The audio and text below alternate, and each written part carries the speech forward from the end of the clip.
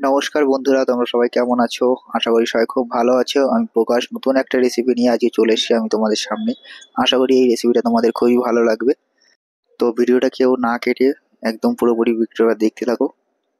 আজকে আমি বানাবো পোচ এগ। খুবই একটা সুন্দর একটা রেসিপি, খুব সোজা। আগের রেসিপিটা আর এখনের রেসিপিটা পুরোই আলাদা। আগের মেনু আর এখনকার মেনুটা অনেকটাই আলাদা আর কি, বা অনেকটাই পার্থক্য। কারণ আগেরকারদেরকে আমার চ্যানেলে অনেক অনেক ভালোবাসা, পুরনো যারা আছো তাদেরকেও আমার অনেক ভালোবাসা। তোমরা আমার এইভাবেই পাশে থেকো, আমার সাথে থেকো। নতুন নতুন ভিডিও নিয়ে আমি সবসময় আছি। পোচেক বানানোর জন্য আমি নিয়েছি কিছু ডিম। এবার আমি একটা প্যান নিয়ে নেব। প্যানের মধ্যে দিয়ে দেবো কিছুটা জল।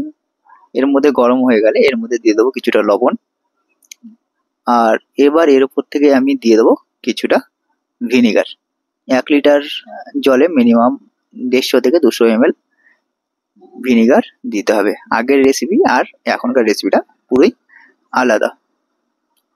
জলটা যখন গরম হয়ে যাবে, এবার এর উপর থেকে আমি হালকাভাবে একটা লেটেল দিয়ে এটাকে জলটা ভালো গরম হয়ে গেলে এটাকে ভালো করে কিন্তু ফুটিয়ে নিতে হবে। যখন এই জলটা ভালোভাবে গরম হয়ে যাবে তখন এইটাকে হালকা স্লো ফ্লেমে নিয়ে আসতে হবে। এবার এর উপরে হালকা যে কোনো একটা চামচ বা লেডেল দিয়ে হালকা একটু নাড়া দিলে জলটা যত ঢেউ খেলবে তত পোচেকটা ভালো হবে। এবার আমি এর উপরে দিয়ে দেবো একটা একটা করে ডিমগুলোকে। ডিমগুলোকে খুব সুন্দরভাবে স্লোভাবে ফাটাতে হবে যেন ভেতরের ইয়কটা ফেটে না যায়। এবার আমি এক একটা করে এর উপরে দিয়ে দেবো সবগুলো ডিম।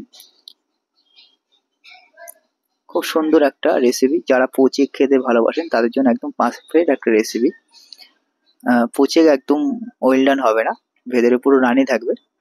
দেখতে পাচ্ছ খুব সুন্দর একটা পোচেক তৈরি হয়ে গেছে।